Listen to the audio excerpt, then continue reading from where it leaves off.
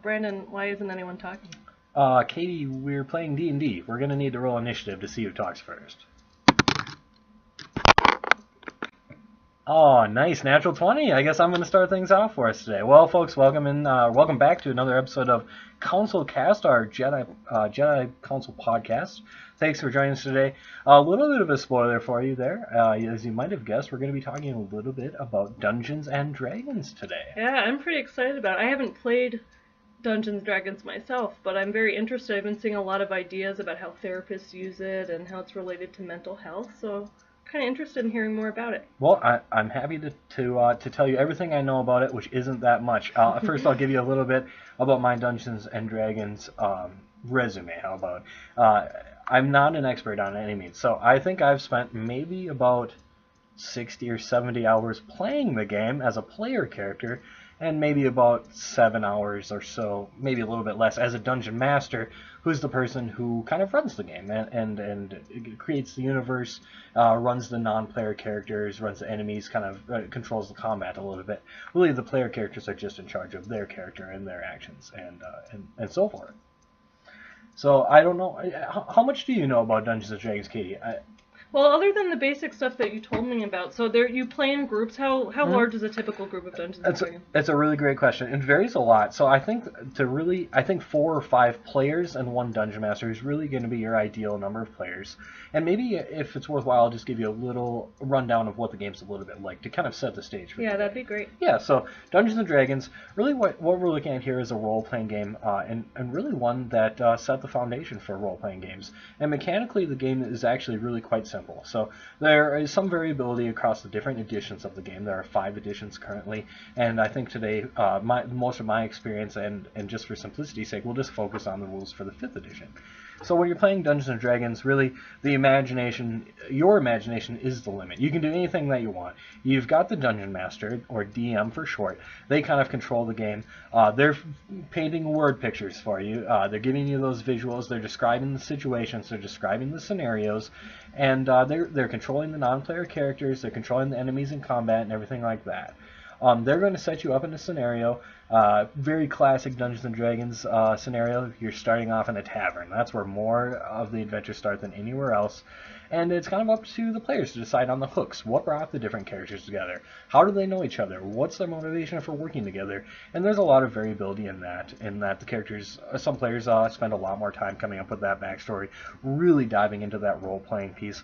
And some are a little bit more casual, and that's totally fine too. And they're just there to enjoy the mechanics of the game and maybe just enjoy it at a little bit more surface level. And both playstyles are absolutely fine. So in Dungeons & Dragons, like I said, your imagination is kind of your limit. You can pretty much do anything you want. And maybe I'll set that up with a situation. So, for example, imagine that you're playing Dungeons & Dragons, and your Dungeon Master describes that you walk upstairs into the top level of a tavern into this room. You might say, okay, that's great. I'd like to do a perception roll to kind of just see what I see. So then what you do, you've got some different die for Dungeons & Dragons that all have a different number of sides. If you're going to do a perception roll, what you do is you'd roll that 20-sided die, and you'd add your perception modifier, and I won't get too much into the nitty-gritty of character stats. And then you'd say, okay, for example, I rolled an 18. That's a fairly high roll, 18 out of 20, of course. And then the Dungeon Master, because that's a fairly good roll, would describe the room for you. And they might say, okay, you look around the room, it's fairly empty, there's a carpet on the floor, there's a single bed and a dresser, and there's a closet. So what would you like to do? So you've gotten a good idea now, a visual picture of what that room really looks like. And you might say, okay, I'm going to maybe take a look in the dresser. You walk over to the dresser, the Dungeon Master's kind of describing this all to you, and then the Dungeon Master says, oh, right as you get to the dresser, someone bolts out of the closet, and they jump out the window. Oh, okay, so that's kind of surprising. I'm going to take off. I'm going to go look out the window. Okay, so the Dungeon Master might say, you look out the window, you're looking down, you see them running away. All right, the player says, I want to jump out the window after them. I want to chase them. You're totally fine to do that. This is the moment where the Dungeon Master might say, okay, why don't you do an acrobatics roll? You roll again. Maybe this time you roll a little bit lower. You roll a 3. So the Dungeon Master, of course, is not going to be as nice to you on this roll because it's a lot lower. You jump out the window. You're trying to do a really cool flip, but you end up slipping on the bottom and you fall a little bit.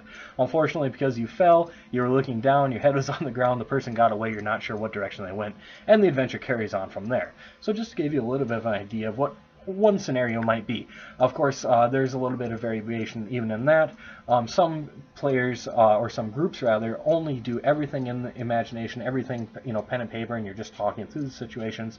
The group that I play with, we do that for all of the role-playing or outside of battle parts, but when we go into combat, we actually use a really big grid of 1" by 1" squares, and we use miniatures for the player characters and miniatures for the enemies, and we kind of do combat that way, and it's a little more technical and a little more mechanical than the just role-playing between combats, which is a little bit more, you're still doing those roles, but it's a little more free-form.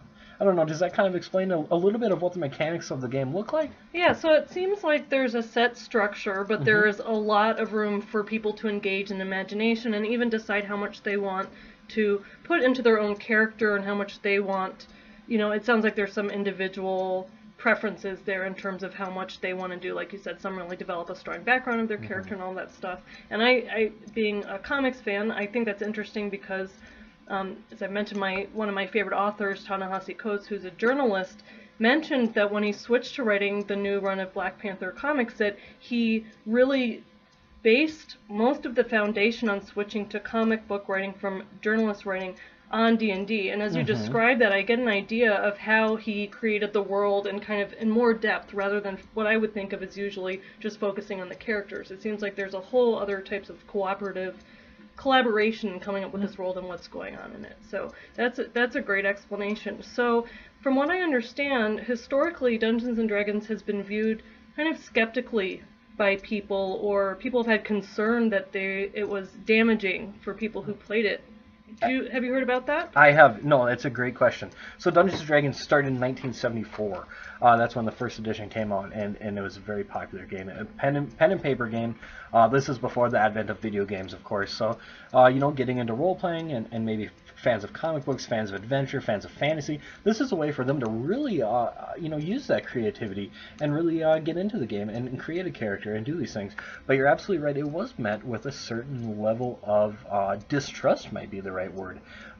For example, I'm familiar with one webcomic, and we'll post that in the links here just so people can take a look and kind of see what I'm talking about. Actually goes into, it was an actual comic. It's very brief, and it just kind of showed an example of how D&D can lead children down the wrong path, and actually there's a lot of concern that D&D was related to Satanism, or human sacrifice, or witchcraft. Wait a second, they thought D&D was related to human sacrifice? Human sacrifice. Oh my gosh. Yeah, no, it's a very... Oh, I don't even know how they made that connection. Where'd that come from? It's a jump. I don't know where a lot of these ideas come from either. And I think where it comes from, and I think we've seen this in the past too. I can remember this in my own childhood, actually, when the Harry Potter series came out. I think it's a lot of these things that get into magic. And I think magic it usually is viewed through this lens of distrust. Not usually. It can be, I should say. And I think that's exactly what we saw with Dungeons & Dragons. I think it was completely misunderstood. And I think, this was a period where I think we've seen, it's a lot different now. Just these more, what are quote-unquote described as maybe nerdy or geeky interests. This was something that you couldn't be as open about. You're maybe playing it in your basement with your friends, closing the blinds a little bit, and I think this added sort of a layer of secrecy to it that helped to facilitate this distrust. Who are these weirdos that are playing D&D? What are they doing? Why are they so secretive about it? And I think this just kind of facilitated this concern and this idea that it led to magic or any of these negative things that were perceived to be related to negative evil forces or what have you. So yeah, it does have a certain checkered history that started back in the day. What do you think's taken people away from those ideas? Or have people come away from that? It sounds like most people have, but there are still, it seems like occasionally I'll see a headline where people still think Harry Potter or D&D or other stuff is related to mental health problems and that kind of thing. You're absolutely right. That's a great point. So this is just my perception of the situation. I think a lot of people have moved away from this, but I think you're spot on when you say that not everyone has. In fact, just the other day, I think it was maybe on Facebook, I shared an article that showed that fantasy novels do lead to mental health. And I was just absolutely floored. It was a blog post from a principal of a school who wrote this, really just saying, you know what, parents, here's the scoop. You need to keep your children away from these fantasy novels. Keep them away from your Harry Potters. Keep them away from your Lord of the Rings, because it is directly going to lead to mental health, and you need to have them reading classics. And I think my interests have become apparent for those people who know me or have listened to this. I absolutely love fantasy novels. I love sci-fi. I love all of it. I just can't get enough.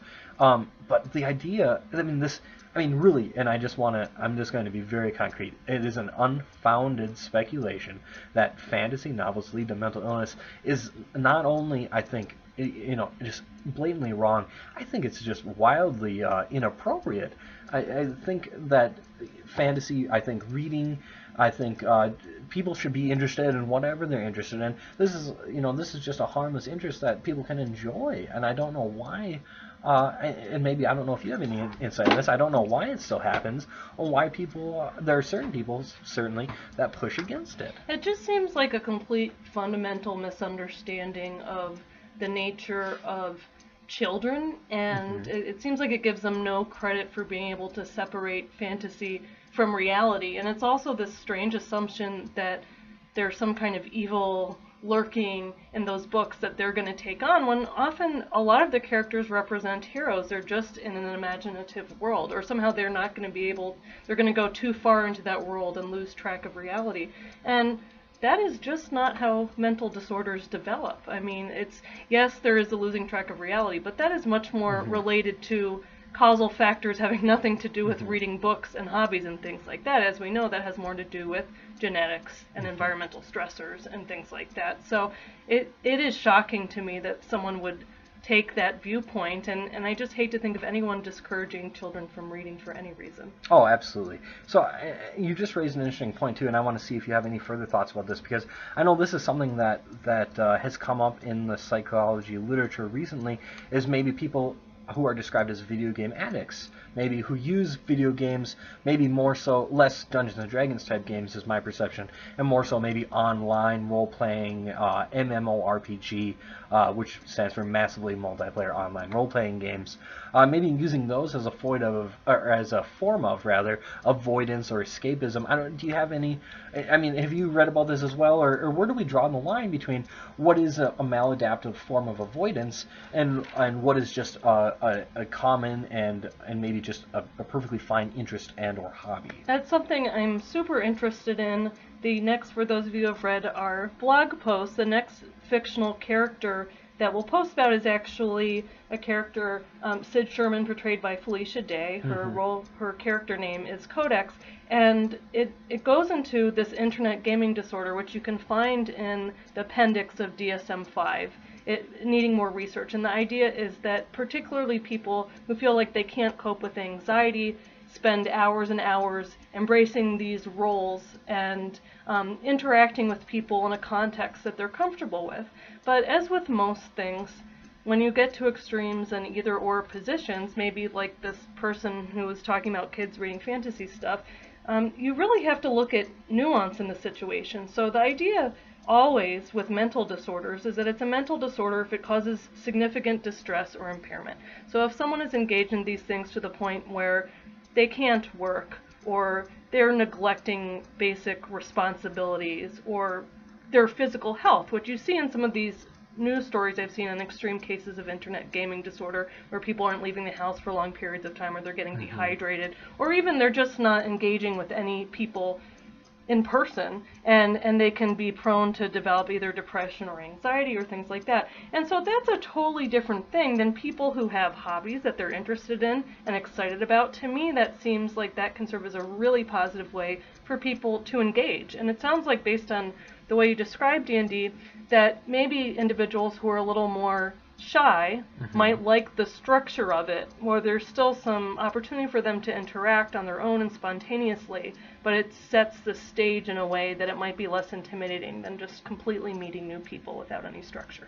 Absolutely. I think you're spot on. And I think that's one of the huge differences. And I think I think that's one of the huge benefits too to face-to-face tabletop role-playing games. So, broadly, all tabletop games, I think I'm a huge fan of a lot of them. Oh yeah, they're so much fun. Oh, absolutely. And I think having a regular group of people that you meet with, it allows you to have that social interaction. Beyond that, I think I know folks who are friends with me on Facebook, or maybe that follow the Geek and Sundry page, or maybe I've shared a few of these, maybe on the Jedi Council page. I'm talking about D&D and some of the benefits of it, and I think there are a lot of them. And I think sometimes maybe they get pushed away.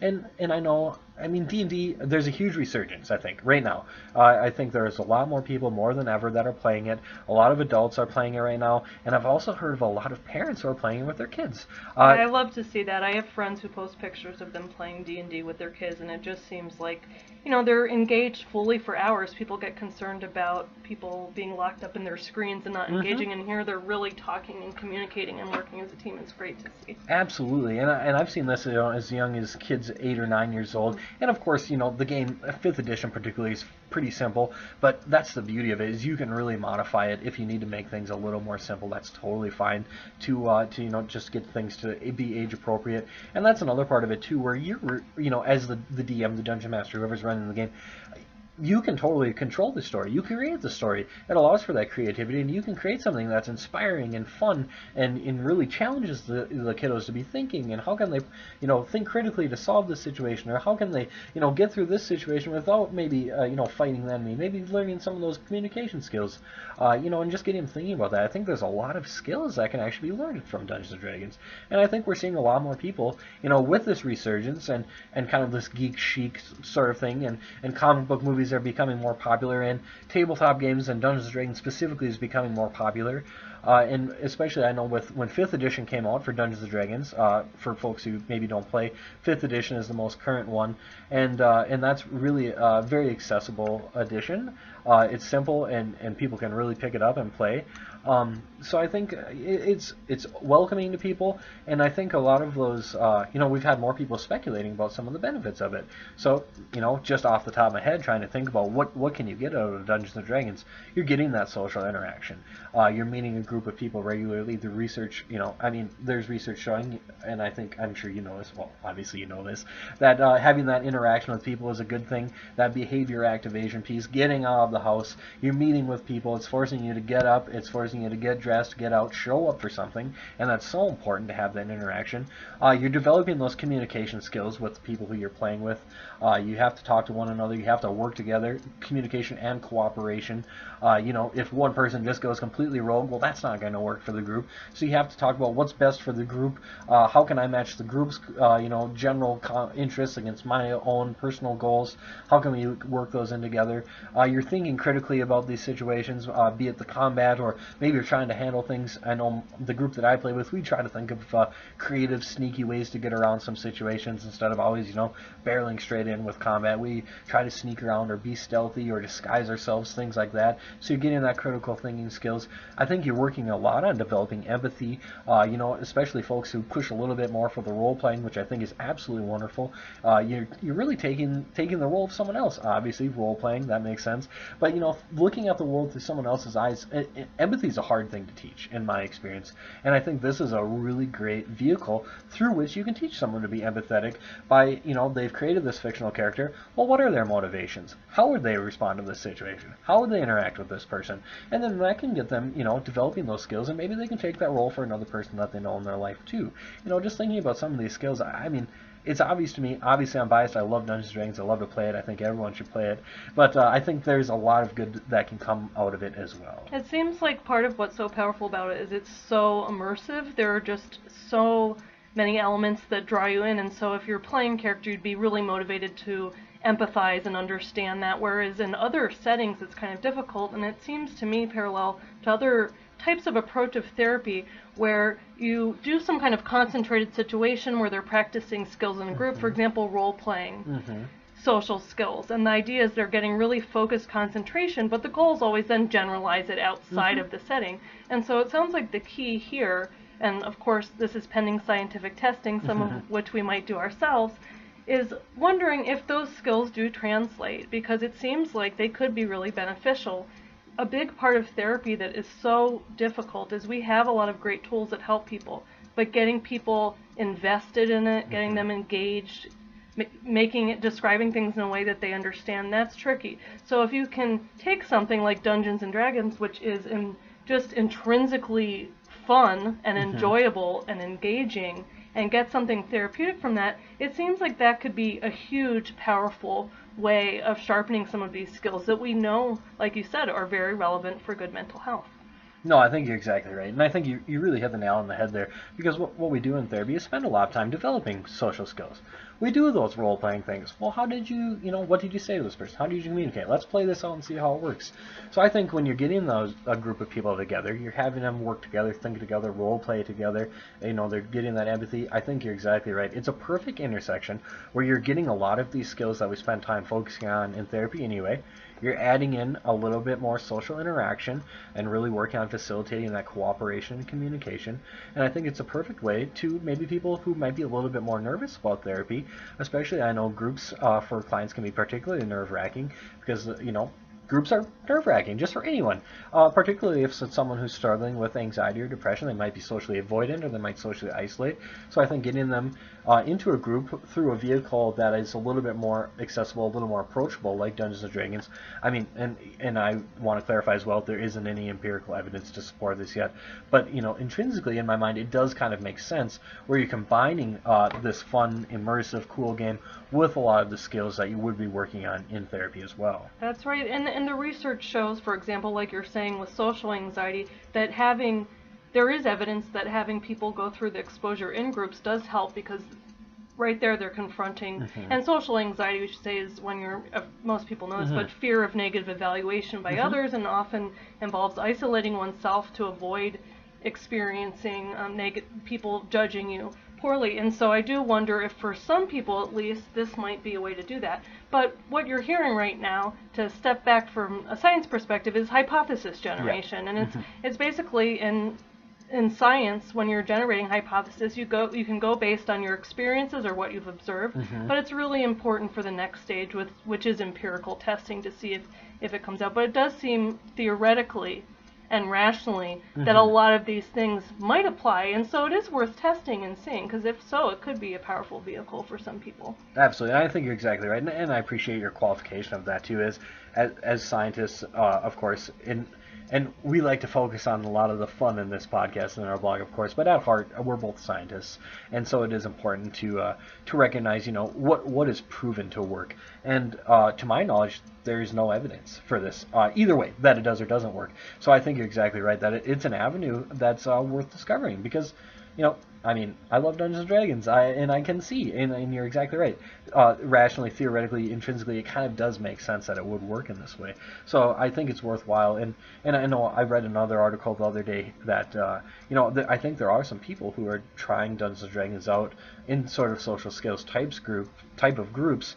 There's no empirical evidence, of course, as I've already alluded to. But one thing that they commented on was, they were a little worried maybe about what the parents would think. I think sometimes everyone has a different conception of what therapy really looks like, and they were wondering, well, what are these parents going to think when I'm telling them their child's coming to therapy and we're playing games? It turned out they absolutely, from what I read, and the parents absolutely loved it. They thought it was a great way, just like I said, a great way to get their child interacting with other children, get them thinking, get them talking, and get them engaged. So, at least on that front, it seems like the kids like it. It seems like the parents like it. What do we need still? It's that scientific piece. We need to get that empirical evidence to see, is this making a difference? Are these skills generalizing?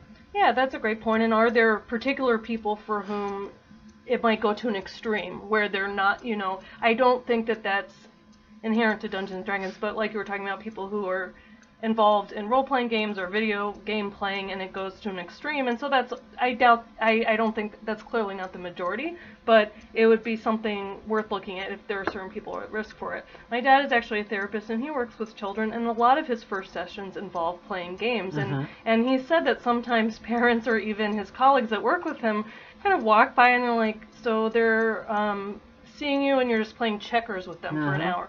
But it's the context. He's using the principles, behavioral and cognitive principles often, but that is the only way to really connect and get get invested in some of these situations. So it involves some flexibility in terms of how the therapist is applying those things that we know that work.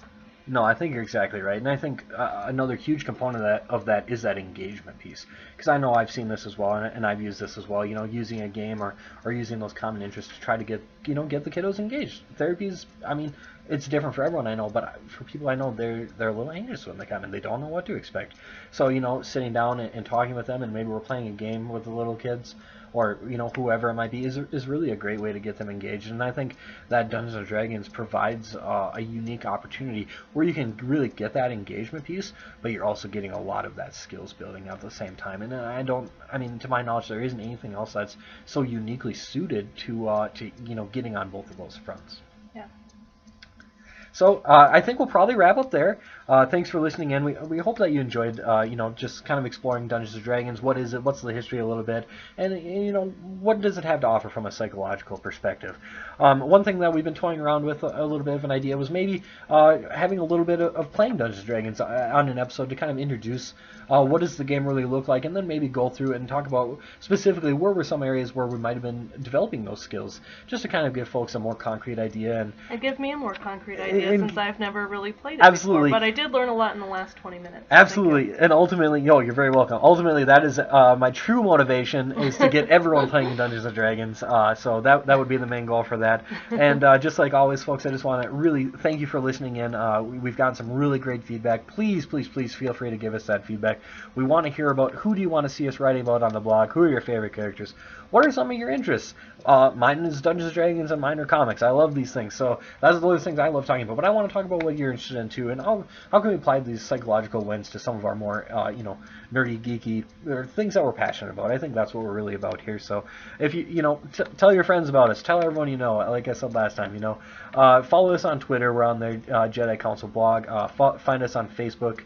We've got links to our website on both of those, and just communicate with us. We want to talk about what you're interested in. So you got to talk to us. You got to tell us what you're interested in. So thank you very much for tuning in. Thank you for listening. Yep, absolutely, and we'll talk to you soon.